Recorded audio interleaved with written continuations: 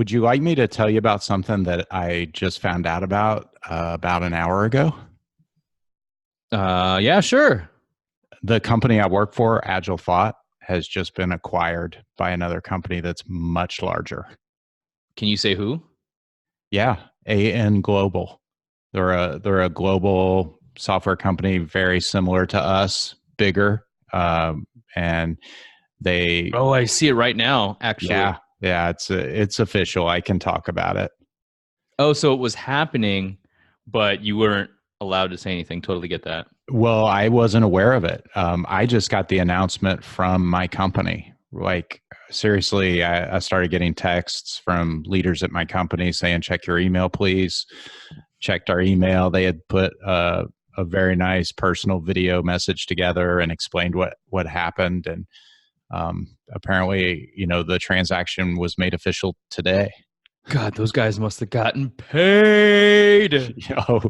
That's why we do this kind of thing, right? But you know what, dude? This just completely reinforces everything you and I are working so hard to do right now. Like, you have a job working for someone else. You have no control over this kind of thing. I didn't even know this was happening. I mean, there were some rumors and we had, speculated that this could be happening, but really no one knew for sure Yeah, except we don't for operate in speculation, though, right? right. And so for people who rely on their W-2 job, that's their sole source of security. It's not very secure when your company can just get sold or you could get laid off at any time, right? That's why it's so important to invest and to have passive streams of income to be able to support yourself. What if I what if this company had decided they weren't going to retain the Agile Thought employees? Now that's not going to happen. But it's a They possibility. but exactly. I've been through mergers before. This isn't the first merger I've been through. And in the other one, they did let people go. Yeah, and I've heard that's pretty common in the tech space too. That actually happened to my mom. Her company got acquired, and they kind of just laid off her division, and she was out of a job. And that's the unfortunate reality of working for other people, and B, just it not being your company. There's no control and no security. Yeah, and the irony of it is a lot of people don't invest or seek out ways to generate passive income streams because they either think it's risky or they tell themselves it's not as safe and they feel secure where they are. When that's a much less secure place to be. I'm proof of this right now. Which is a fantastic segue into what we're going to talk about today. So, first of all, I want to congratulate you, my friend, business partner, co host, for closing on an opportunity where you've been working so tirelessly on, so diligently on. And I can say that as your friend and co host partner, I am very proud of you. So, congratulations on that. Oh, thanks a lot, Kevin. And I couldn't be happier. I really appreciate the support of you and other friends as well. It's great to be here to accomplish a huge goal I've had. So I did have one of my top goals was to buy a commercial multifamily this year. And I had originally went smaller. I said an 5 to 8 to 20. 12. Yeah. I said 8 to 12. Then I widened it and said 5 to 20. You're right. And so it was, kind of just a huge surprise and something I was very excited about when a much, much larger opportunity came my way. And you got to strike when the iron's hot. If there's an opportunity, you need to be willing and ready to take it on. And on top of that, you need to be able to see what that opportunity looks like and evaluate rather, whether it's good or bad. So, as Adam and I are educators and we want to bring all of you along our journey, because Adam has had something happen, we're going to talk about it. I'm going to pick his brain. I don't know all the details yet, so this is going to be a learning experience for me. But as I'm learning and as Adam has experienced, you will learn all about the process of the acquisition of a large multifamily property. Yeah, it's awesome, and I can't wait to share some of the emotion and the feelings of what I went through, because to me that's a really big part of all of this is believing you can do something even when it's scary, or, you know, believing you're good enough to make something happen that you felt like was out of bounds. So that's why I'd love to, as we go, share like what I was thinking, what I was feeling, and just be completely honest with you guys about it, because I was scared a few times, and, you know, I had to push through that. uh, that's what a lot of people think of, and it stops them. And I want to share it so you can not be stopped by that, so you can learn how to push through it too, just like I did. Well, there's so many things that I want to unpack, but the way you talk about this breaking through your limiting beliefs and these scary thoughts, there's an air of passion that you really want to inspire people. So that's what we're going to talk about. That's what this episode is going to be all about, the emotion behind it, what you had to overcome for as far as the mental hurdles and the mental obstacles. So I want to take it back to it being the biggest goal, or one of your biggest goals of 2019. Explain to the listeners what that was and how that came about. Yeah, so even that was me thinking, you know, I've learned to set big goals that are stretch goals that will challenge me and push me past my comfort zone. So that's what I thought I was doing when I said, you know, previously up to this point, the most I've owned would be 2 units in terms of a duplex, right? Like, in other words, in one property, in one building, the most I've owned is a duplex, right? And I was thinking, well, maybe I should make my goal to own a fourplex or something like that. And then I'm like, well, I want to break into the commercial game, because my reasons for that, among others, are I believe it's the best way to massive wealth, and that's what I want to get to. So with that said, I thought, okay, going into a commercial, the smallest commercial multifamily property you can buy is a 5 unit. And I thought, why not go after something that I feel like is within my comfort zone? If things go sideways and don't go as I planned, I could handle that. It wouldn't crush me. I feel like I could get through that deal comfortably. I could make it happen. I was honestly still thinking small, because I was thinking a lot more about just me and what I would be able to control, what I would be able to do. And Kevin, what you and I both know, and what we're learning, and have learned a lot this year, is that it's about, if you want to do the big things, you need to go with a team. You can go much further, much faster with a team. And working in that way is something that I really love doing. Like at work, I'm all about that. I'm very involved with team building and things like that. So I love that concept. I just wasn't really sure exactly how to put it together in this industry, in this business. So my smaller goals were still big to me, man. When I was thinking about buying like a 10 or 12 unit property, that was scary to me. That was big. So that's where my mind was, like, set something that's big, set something that's scary, and you can achieve it. And even if you fall a little bit short and get something like a 5 or 6, you'll still be really happy, because that's bigger than you thought you could do. At one point in my life, I didn't even think I could do that. Yeah, so I want to talk about how you went from 12 thinking that that was a stretch to being part of an opportunity where it's 59, if I believe that's what it is. Yeah, that's right. It is. It's huge. So this is the power of your network, right? Like we've heard one of my he's an unofficial mentor. He may not know he's my mentor, but someone I look up to and learn a ton from, and a future guest on the show, Rod Cleef. He says, you know, your net worth is your network, or your network is your net worth, or you are the sum of the 5 people you hang around with the most. You know, he's big about how whoever you surround yourself with is where you're going, and what you are. Well, on top of that, it sounds foo-foo, but like manifesting your vision, manifesting that dream. You're believing it, you're putting action towards it. I think there's a lot to be said about that. And the goal being so daunting, you didn't let it stop you. You kind of looked around and figured out, okay, how can I get this done? And that's where the network comes in. That's why there's such an emphasis that we put on having the right team members and networking as much as you can. Yeah, that's cool. You brought that up. So what I'm holding up here for those of you who are watching on video is a vision board that I have. And in that top right corner there, you'll see an apartment complex. And that is about a 20 unit complex in my local area. So I put this on my vision board this year as part of my goal. And like Rod says, if you've got that on the board, those things really work. Well, I guess they do, because here I am, right? But Yep. even that one, I'm like, man, that's big, but I want it. That's what I want.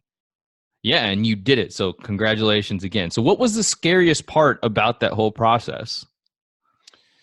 Um, Boy, that's a good question. Let me think about that for just a sec. I think that almost like the size of the numbers. That may make sense to some people who are listening, and maybe not to others. But for me, when I'm thinking about like $150 or $250,000 deal, I can get my head around that, and I feel like it's something I could deal with if things started to go sideways, or if I had to put more of my own capital into the deal, I could get it quickly, that sort of thing.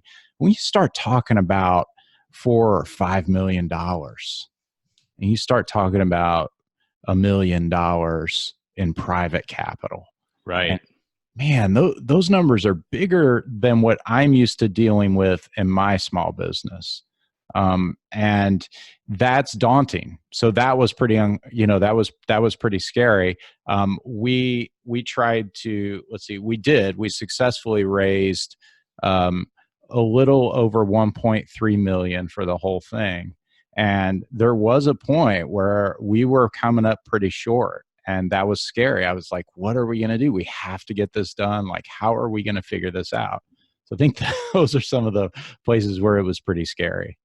And it almost makes it so real. Oh, It's yeah. intimidates you. Like, whoa, okay, Oh, these are the man. numbers that I'm looking at. This isn't chump change anymore.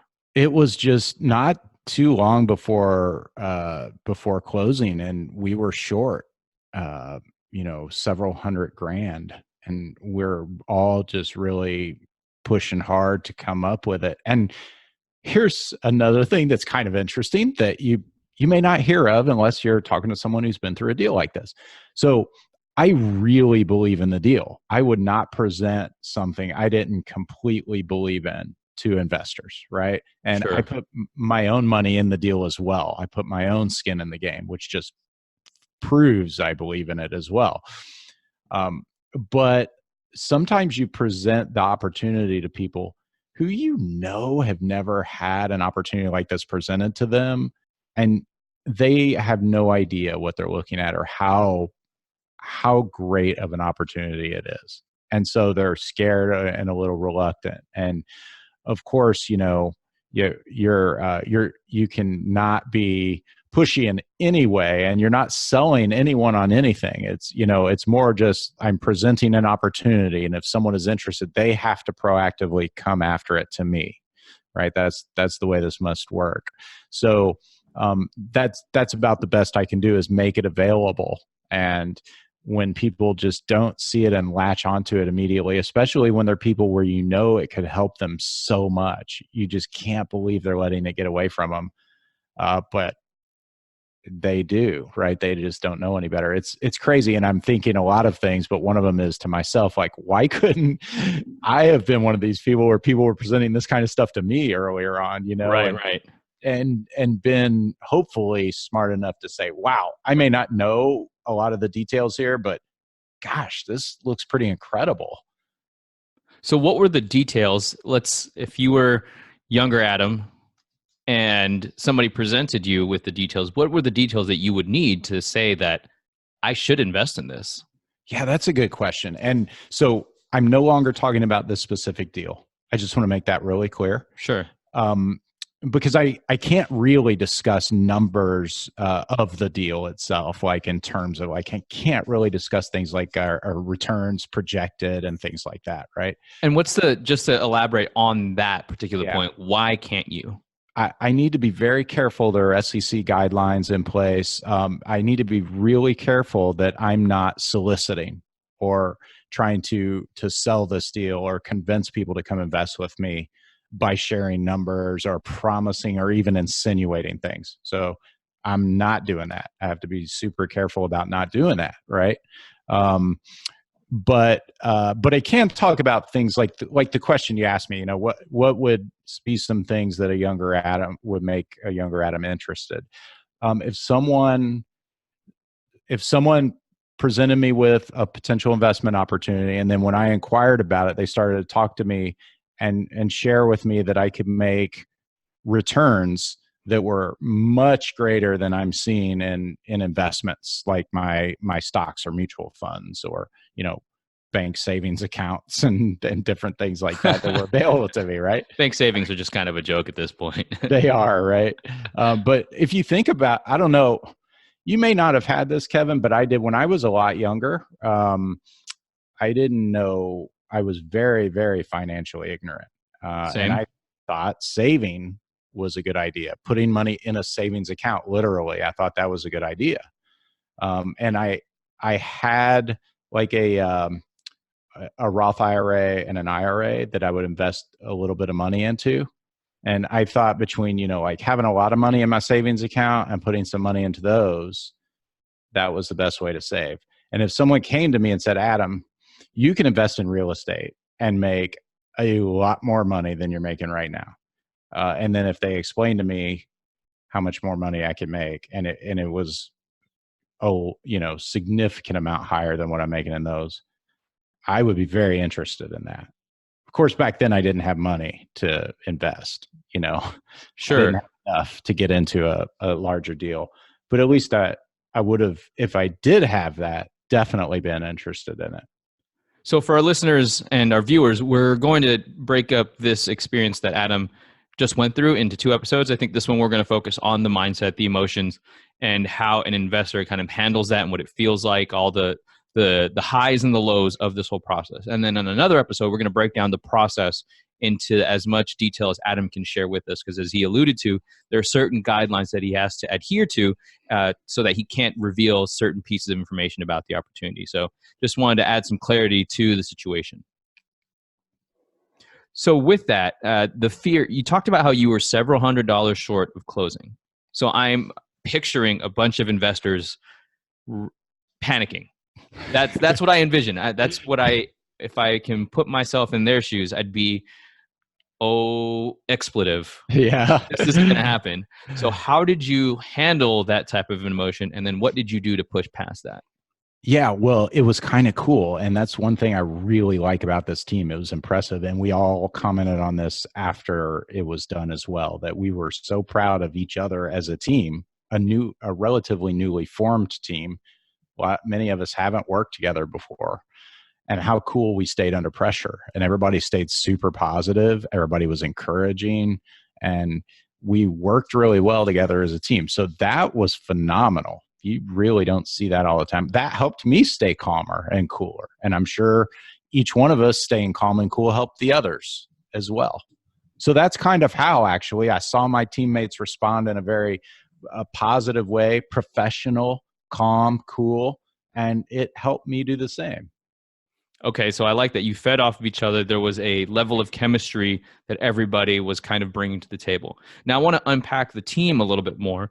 The first thing I want to ask about for the team is, what were the other investors bringing? And I'm envisioning that each investor had some type of value, whether somebody had the relationship with property managers, had somebody was great with the numbers, somebody was raising capital. If you could, can you give us a high level of what kind of the main core people on the team were bringing to the table? Yeah, that's a good question. We all bring something. So most of us were able to bring capital to the deal, but we all also brought a skill set or some type of a specialty. So one of the guys on the team helped us with net worth requirements.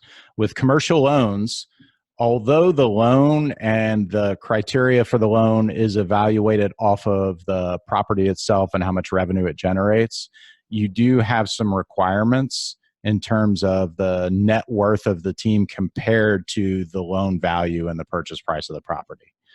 So if you have a net worth of $100,000 and you're trying to buy a $5.5 million property, they're not going to give you the loan.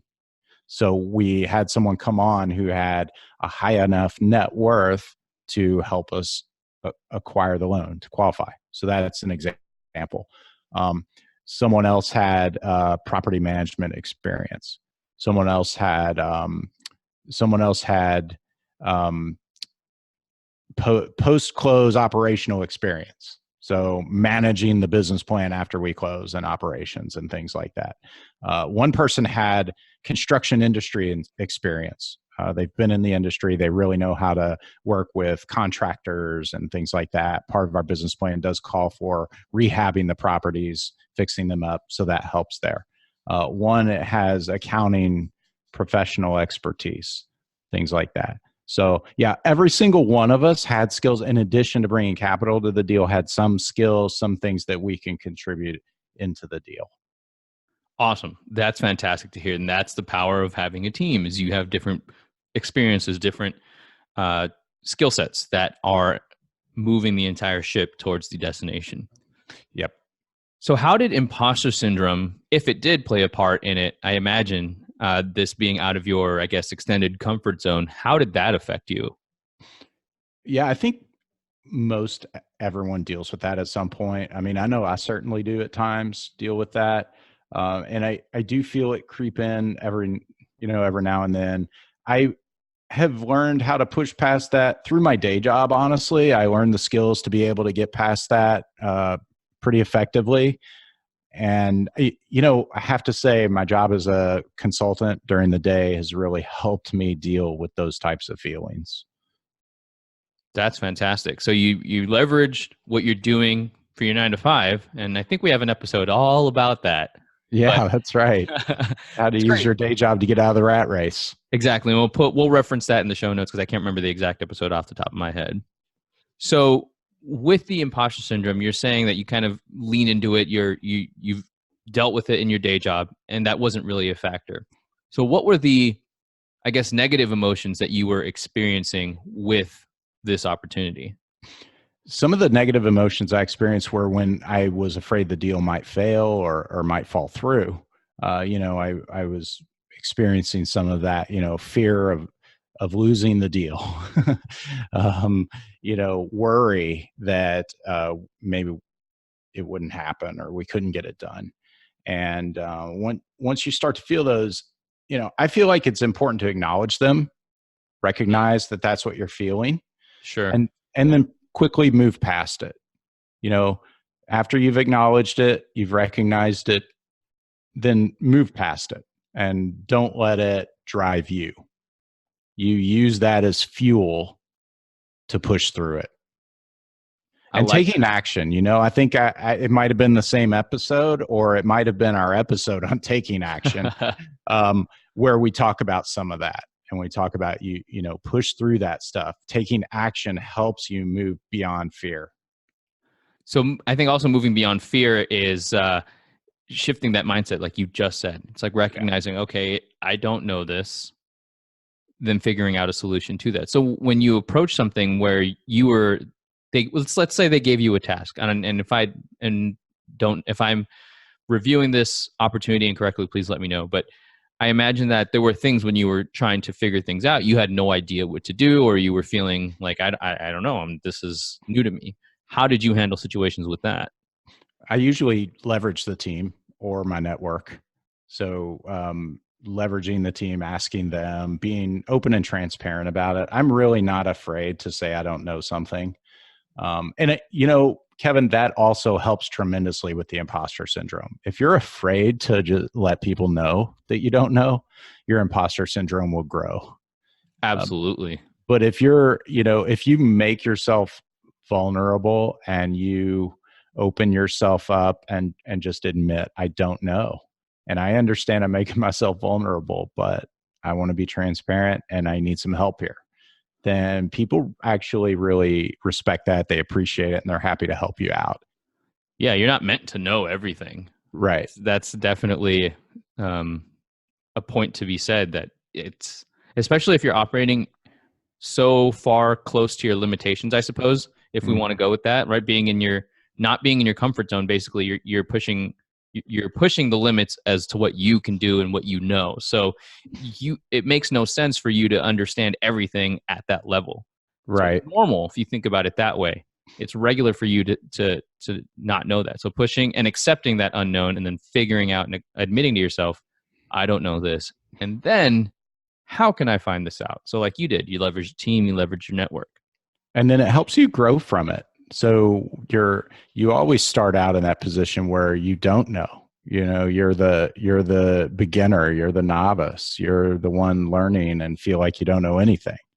And then by the time you get through it, and if you do push through it and don't let yourself be stopped, you'll know so much more after that you start further ahead on the next one. You may not be a total expert. I'm not ready to just go out and tackle a 500 unit class A. But on the other hand, the idea of entering into another deal of that size or larger doesn't intimidate me like it would have a year ago. Yeah, because it's almost like you're getting to that next level, right? Right. Okay. And then, so the question I want to ask you, oh man, I just lost it. I had it and I was thinking about it and then I lost it. I should have written it down. So, oh God, I can't think of it at this very moment. But with this deal, that's what I want to ask you. With your busy day job, with us trying to grow the podcast, with looking at other opportunities, how did you, and being a father and a family man, how do you find the time to balance it? How did that work itself out in your life as the deal was happening? That is hard. I mean, I have to admit, there are times where I felt overwhelmed because of all those things. It's just hard. Looking at it from the perspective of, if I work really, really hard right now, I won't have to work this hard when I get a little bit older. That's the game plan. Know it. So I'm paying my dues now. I think we had an episode on it. Absolutely. But I am, man. I'm like pushing, working really hard, and just trying to stay organized, pay attention to those things that are most important. There are some less important things that I just let fall through. And I'm one of those people who actually kind of hates to do that. I sort of like to address everything if possible, even the little things like emails. I just don't, unread emails kind of bug me, Inbox zero, baby. You just have to get used to not letting busyness take away your effectiveness. So you have to prioritize and only give priority to those most important tasks. Boom. That is fantastic. And that is maybe it's because I'm struggling with balance too. So I wanted to ask you that very question. But I think it's important because I feel that there are a lot of things that pull us in different directions, similar to the shiny object syndrome. But this is a great testament that if you find something that you can make a priority, make it a priority. Commit to this being your priority. Yeah. And I think about the book, The One Thing. That was a great book. I believe it's Gary Keller, if I'm not mistaken. Correct. Yeah. The One Thing, it's a fantastic book. Yeah, that helps. That kind of mindset really helps. And speaking of mindset, how has this transformed your mindset moving forward? Oh, wow, man. It's been huge. It's been transformational, I think. I feel like my credibility has gone up quite a bit. And I feel like I now have more confidence. I have a proven track record now because I've actually closed what I consider to be a pretty big deal. It's big for me anyway. Sure. And all of that helps me just, be more confident. And it's helped me grow. And of course, there's all of the things I learned along the way. I mean, of course, that's what props me up, or all of those little lessons, just, things that I may not even be able to think of right now, but contribute to me being able to do a better job on the next one, and things that you couldn't really know about unless you went through it. Right. Yeah. So lots of those little things. So all of that just kind of adds up to make it such a growth experience. And I think the net effect of it is I've learned and grown. I've realized that the big game is where it's at. So I'm now more convinced than ever that focusing on these big deals like this is absolutely the way for me personally. And so now I'm going to continue to go big. And I don't necessarily need to go out there and do, you know, 200 or 300 unit deals or anything, but doing these size deals, you know, like 59 to 100, that kind of thing would be great. I definitely want to continue to keep moving forward on that. Yeah. And I think also it's important. I think we talked about this in another episode where you don't have to hit a home run. My analogy is that let's say 500 units is your quote unquote home run. Well, why couldn't you own 5 different complexes at 100 units each, right? Yeah. Totaling up to 500. So it's just different ways of approaching different solutions to the same problem. Yeah. Yeah. I like that.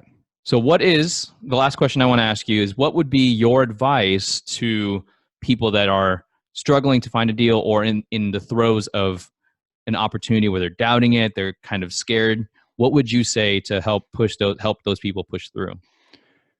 Yeah, I think for people who are struggling to find a deal, just keep working hard at it and really pound your network. Make sure you're letting everybody know what you're doing. That's really very, very important. It's extremely valuable to make sure that you're always growing your network, you're cultivating your network, and you're letting people know what you're doing. So that's really huge. Education is huge as well. Continue to educate, continue to put yourself out there, teach others. I think that helps you learn it better and it helps them learn. So anything you can do, no matter what level you're at, there's someone else who is behind you. You can teach them, bring them up, and it helps you learn more as well. All of that will help push you ahead, will make you go further. Boom. That is awesome advice. So if you're struggling through it, know that it is doable. You can do it and you can listen to this advice. Well, stay tuned for part 2 because we're going to talk about the deal in its entirety, where we're going to go into the deep details of the opportunity, whatever Adam can share with us. So stay tuned for that episode. And thanks, Adam, for sharing your experience with us. Oh, you're welcome. Thanks, everyone.